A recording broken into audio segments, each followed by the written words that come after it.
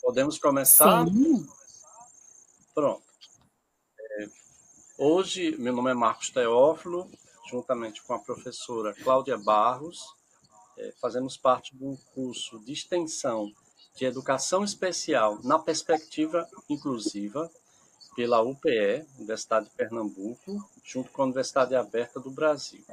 E hoje a gente vai ter um papo com a professora Silene Ferreira dos Santos Silva, que tem uma vasta experiência no tema de inclusão, é mestranda na área de educação, de ciência da educação, também tem especialização na área de inclusão e também foi coordenadora desta temática em escola pública de Teotônio Vilela, além de uma vasta experiência como professora, e com ela a gente vai adquirir conhecimentos e suas experiências sobre a temática.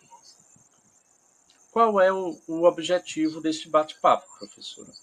A gente quer discutir a semiótica da linguagem, numa perspectiva inclusiva, trazer uma aprendizagem significativa, sobretudo buscando os elementos, os símbolos desse período regional junino, para promover uma aprendizagem significativa para crianças atípicas e típicas.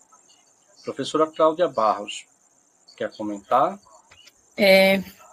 O primeiro passo, né? Eu sou professora da educação infantil, então, para mim, é um encontro voltado para a universidade e também para conhecimento, tanto da área e também para que possa, né, trazer para o meu dia a dia. E, para começar, eu gostaria de parabenizar, né? É uma professora bem renomada pelo Lattes. E eu queria que falasse brevemente sobre a experiência, né, com a educação inclusiva. Boa noite, eu sou Silene, uma mulher preta, de cabelos cacheados. No momento estou usando uma jaqueta na cor terracota, com blusas e acessórios, blusa também terracota, fazendo contraste de tons sobre tons. Uso óculos para leitura e para as telas e acessórios em ouro, uma coisa que eu gosto muito. E que prazer, tenho em média 46 primaveras, 46 aninhos, 1,60 m, e para mim é uma satisfação, é um privilégio, professor Teófilo e professora Cláudia, estar contribuindo com vocês nessa experiência, na semiótica, no ensino da pessoa com deficiência, onde sabemos que é extremamente importante para que essa pessoa ela tenha acesso ao conhecimento, para que as barreiras da comunicação ou da informação seja cessada para essa pessoa. Quando nós falamos em semiótica, nós precisamos entender a aplicação da mesma no ensino da pessoa com deficiência. E como é que se dá? Isso envolve a compreensão e a mediação de múltiplos sistemas de signos, que são os registros de representação, para superar essas barreiras de acesso ao conhecimento. E nós devemos entender que é extremamente crucial. E quem é a referência? Quem é o autor que nos dá esse respaldo científico, teórico, para o uso da semiótica? O próprio Raymond Duval. Ele é uma referência. E até mesmo ele nos diz que essa abordagem ela é crucial para a educação. Sobretudo, a educação inclusiva. E quando nós vamos para os estudos de Duval, nós vemos o quanto isso foi evidenciado nas práticas dele. E isso já nos dá um respaldo científico do quanto é válido esse ensino. E quais seriam esses fundamentos teóricos dessa abordagem semiótica? Visto que ela está ali atuando nessa representação de símbolos, segundo Duval, essa aprendizagem ela vai ocorrer de uma forma, de uma conversão diferente dos registros. Ela sendo verbal, sendo gráfica, alfabética ou gestual, onde para cada deficiência eu uso uma modalidade.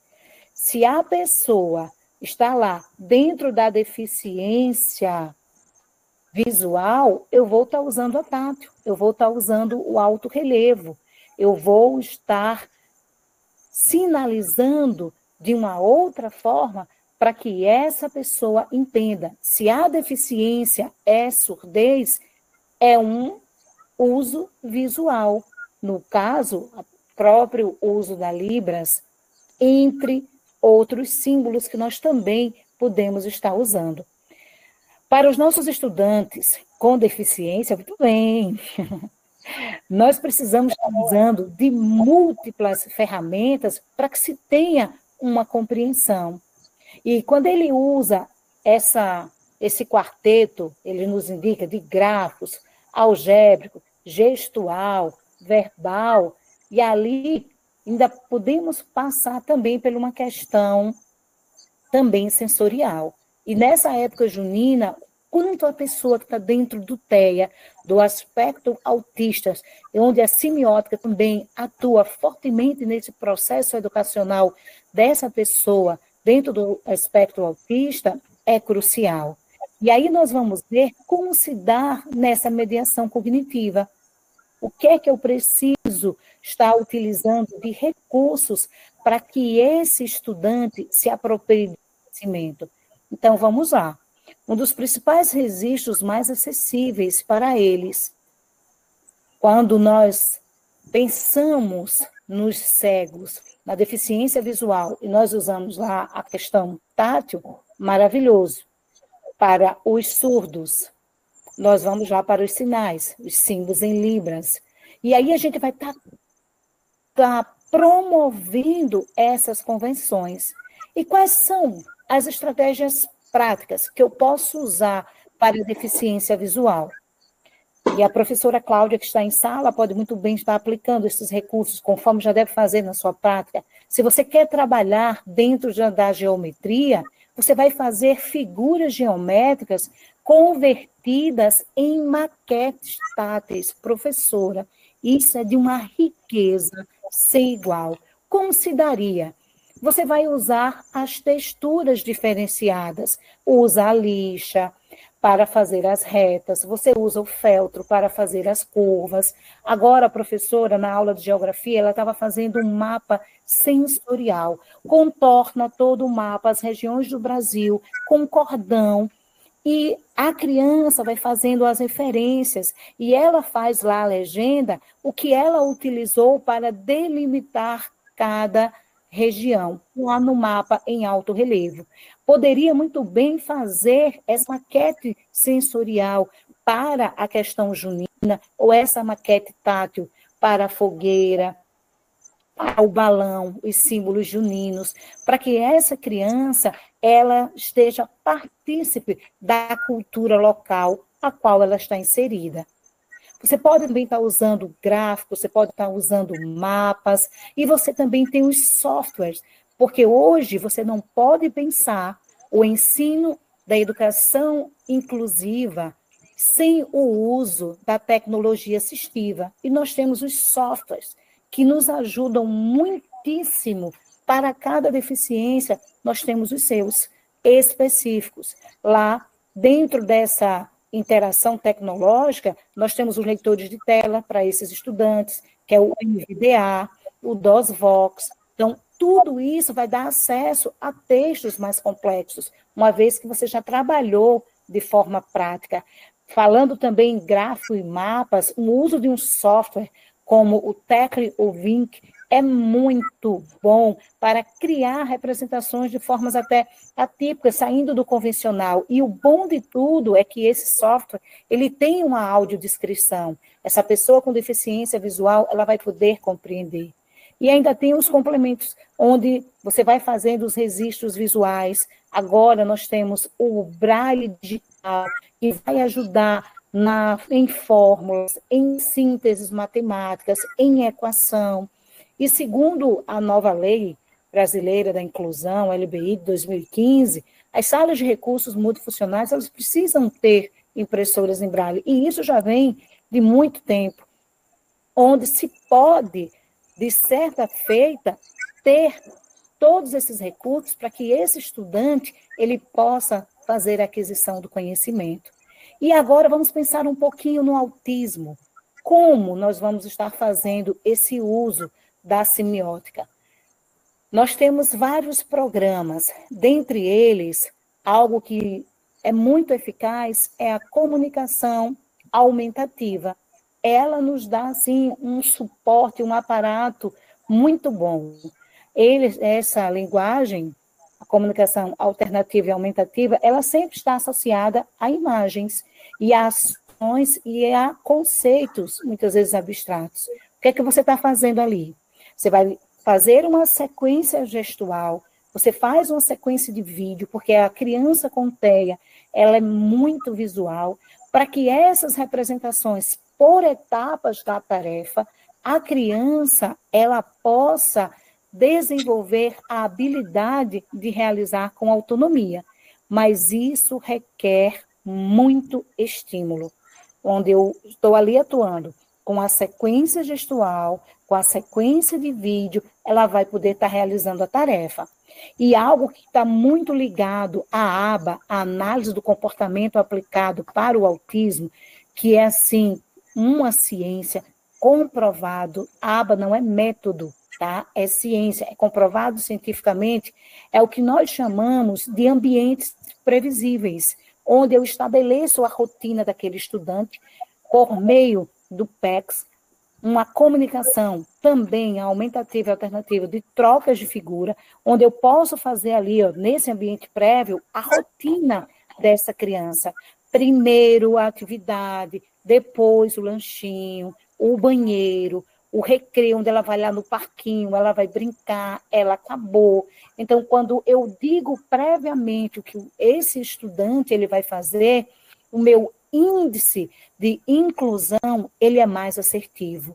Agora, sobretudo, professor Teófilo, professora Cláudia, o professor ele tem que ter a expertise, ele precisa conhecer o seu estudante, ele tem que identificar qual é o seu item de preferência, de que forma o professor vai estabelecer o elo com esse estudante autista para que ele desenvolva essa aprendizagem com ele. É interessante essa fala, principalmente porque eu atuo em educação infantil, né, para a escola, que é aluno de 4 até 5 anos e 11 meses. E eu tenho 2 alunos autistas. Um foi transferido agora, mas eu demorei um pouco para me adaptar. Foi a minha primeira experiência como docente, né, em educação infantil. Então, para mim foi um desafio. E as 2 crianças autistas foi outro desafio, né? E eu demorei um pouquinho para me adaptar a eles. Fui buscando, tanto que esse curso eu estou fazendo para me ajudar a ajudar eles. Então, para mim é muito, muito importante essas informações. Tudo que eu possa fazer para essa questão da rotina, estou utilizando e me ajudou bastante, bastante mesmo. Com certeza, professora, porque a rotina, quando ela está ali exposta, ela diminui a ansiedade desse estudante, ele vai facilitar com que ele tenha uma compreensão dessa sequência lógica do que ele vai vivenciar, porque a pessoa com TEA, tudo precisa ser antecipado. E não só ele, né? Também as outras crianças, né? Típicas, que, querendo ou não, eles ficam muito ansiosos, desde a hora da chegada. Na hora que eu estou no portão, acolhendo os demais, eles vão entrando para a sala. Enquanto eu não chego lá, eles já ficam ali, ansiosos. Então, sempre estou buscando uma forma de deixar alguma atividade lúdica para eles irem fazendo enquanto eu chego em sala de aula, finalizar a acolhida. E eu percebo, assim, a gente vai percebendo, né? Vai conhecendo, né? O aluno. Mesmo seja uma turma grande, mas a gente vai conhecendo mais a cada dia. E vendo, eu sempre procuro ver a melhor forma que eu posso ajudar, porque eu quero que eles aprendam, né? Que eles desenvolvam. e estou conseguindo, né? Isso é elogiável. Parabéns, professora. Tive muita dificuldade. Não vou negar. O seu empenho, a sua dedicação faz a diferença na vida dessa pessoa. E isso é uma garantia de direito, acesso, permanência e aprendizagem. Dessa forma, a inclusão está acontecendo. A lei nos diz que tem que ter o acesso, a permanência e a participação. E, sobretudo, a aprendizagem. Então, a garantia dessa aprendizagem é o mais desafiador pela questão da limitação dessa pessoa na sua dificuldade de aprender. E aí, quando nós temos um profissional como você, professor Teófilo, que busca esse aprimoramento para ver o desenvolvimento dos seus estudantes, isso deixa o nosso coração feliz. A gente vê que estamos no caminho certo. Com certeza. E quando o Teófilo falou a questão dos símbolos juninos, eu pensei, eu acho que ele adivinhou o meu pensamento, porque tem a questão das bombas, né, do barulho, dos balão, e eles se assustam com isso. Eles se assustam bastante com isso. Eles são sensíveis, né? Vocês têm ouvido aqui, tem uma lei estadual e uma lei nacional que está proibido o uso de balões, porque as pessoas com TEA, elas são hipersensíveis ao som ou hipossensível. Quando ela é hipersensível, ela tem aquela sensibilidade extremamente aguçada ao som, e esse barulho é muito desorganizador para essa criança. Até mesmo, não só para a pessoa com autismo, mas para os idosos, para os animais. Os cães, eles sofrem muito. Então, pensando nas pessoas, independente do seu estágio de desenvolvimento, criança, adultos, que estejam doentes, ou idosos, para não estarem submetidos a esse alto barulho, e os animais, foi efetivado a lei da proibição. Ainda dentro da nossa temática, eu quero falar para vocês como vocês podem estar fazendo os recursos, o que vocês devem usar como símbolos da semiótica para a deficiência auditiva. E aí, finalizando a nossa conversa, vocês precisam ver os recursos multissensoriais para isso.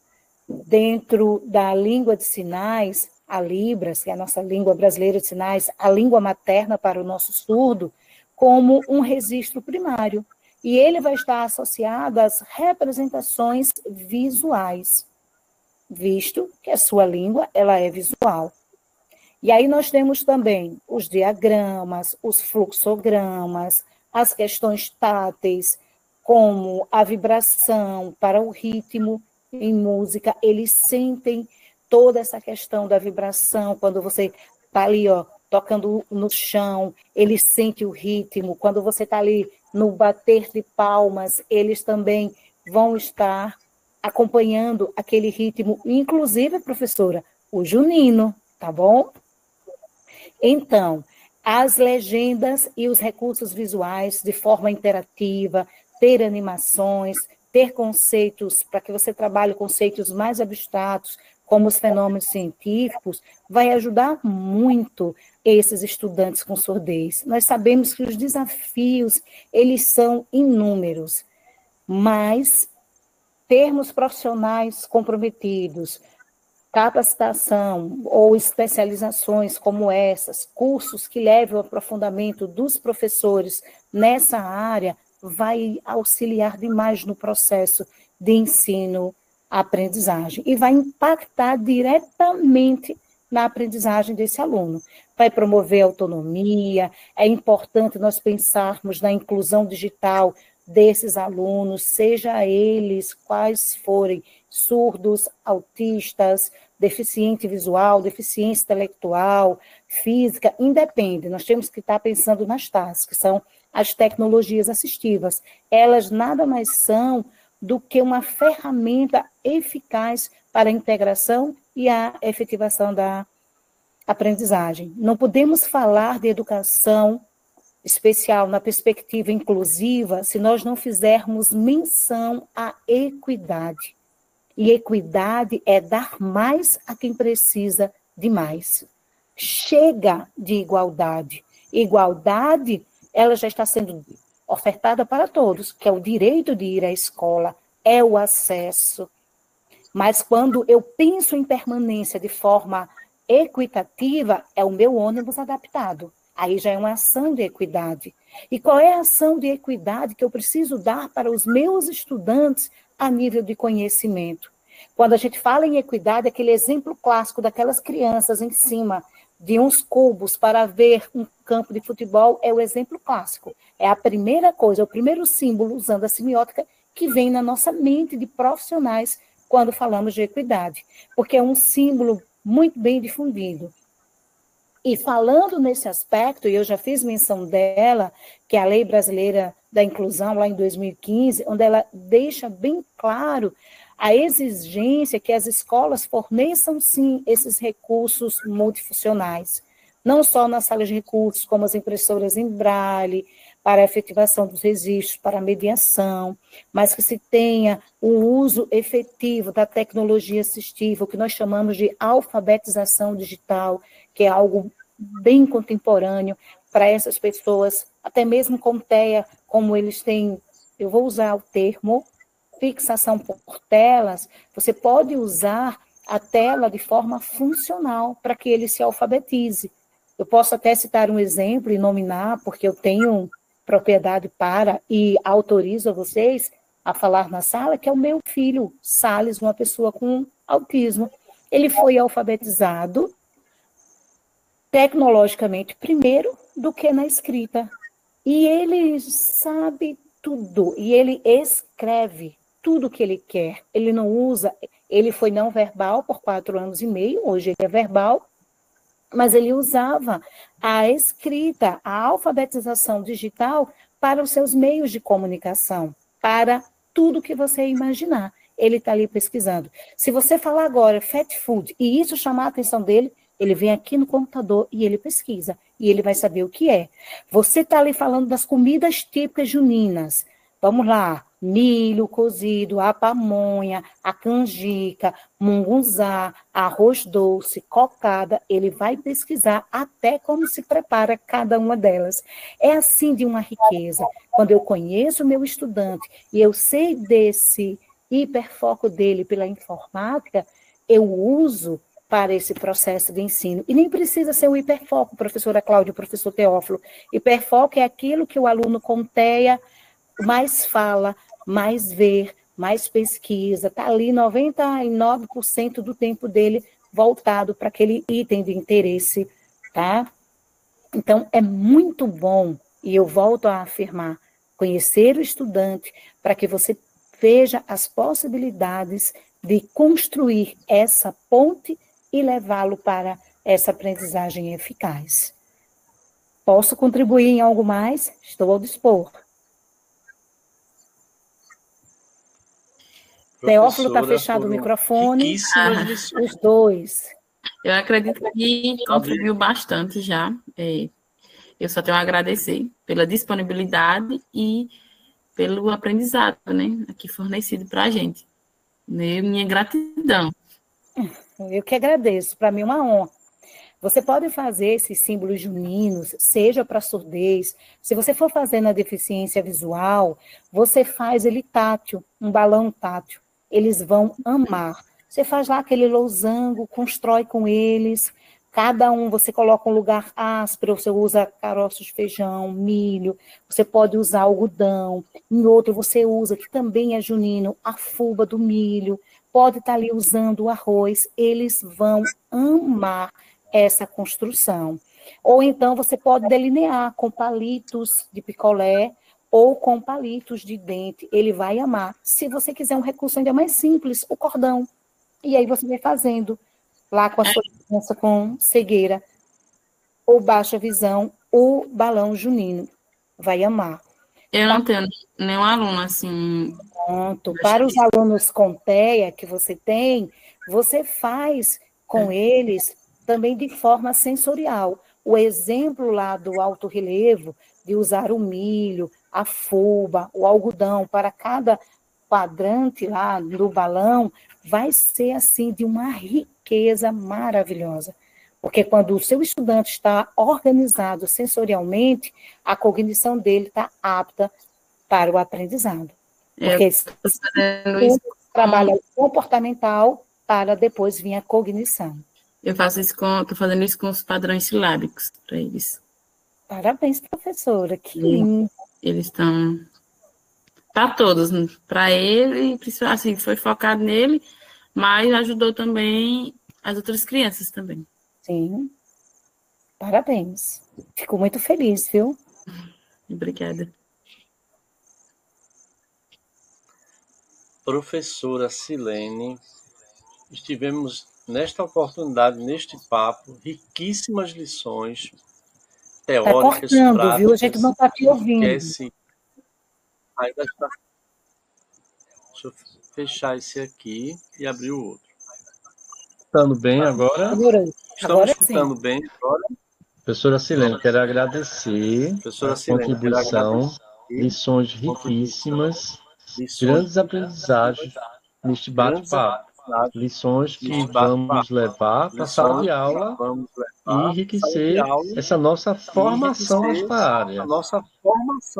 Muito obrigado por esse momento especial, por ter aceitado o nosso convite e termos agraciado com tão grandiosas lições. Muito obrigado, professora.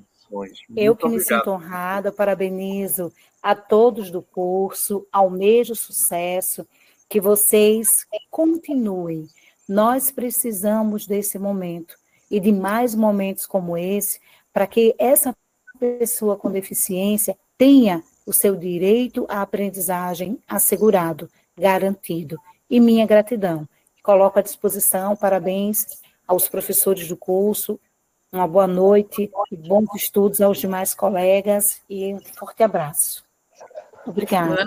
Deus abençoe. Obrigado, professora. Foi muito bom. Obrigado. Gratidão. Tchau, tchau. Obrigado.